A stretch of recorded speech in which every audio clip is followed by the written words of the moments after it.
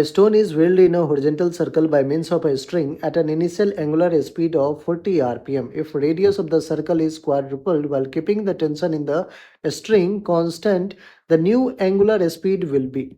बच्चों, अगर आपको सर्कुलर पाथ में एक स्टोन को घुमाते रहना है, व्हील करना है, तो आपको होगे इसके लिए सेंट्रीपिटल एक्सेलरेशन देना होगा। और सेंट्रीपिटल एक्सेलरेशन अगर इसके पास होगा तो कोई नेसेसरी सेंट्रीपिटल फोर्स प्रोवाइड करेगा।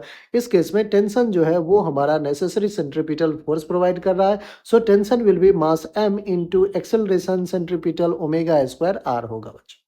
ठीक है, इस फॉर्मूला को अपन यूज करेंगे। सो कह रहा है कि tension T is equals to m omega कितना है 40, इनिशियल कितना है 40 का स्क्वायर इंटू r। अब कह रहा है कि नए सिरे से फिर से सोचते हैं इसके बारे में।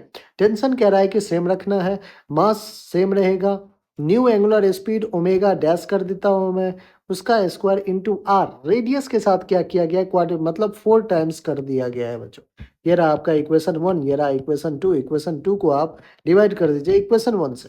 सो T upon T is equals to mass m omega omega कितना है 40 का square into r divided by mass m। Sorry बच्चों, हमने क्या किया है, टू किसी को भी किसी से डिवाइड कर दीजिए, कोई फर्क नहीं पड़ता है। मैंने 1/2 ही कर लेता हूँ।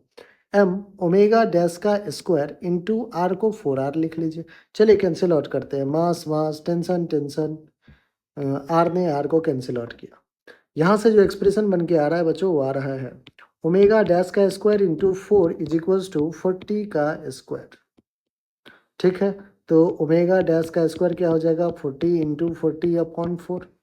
Omega dash will be 40 upon 2, 40 upon 2 will be 20 rpm। 20 rpm कौन सा ऑप्शन है, ऑप्शन नंबर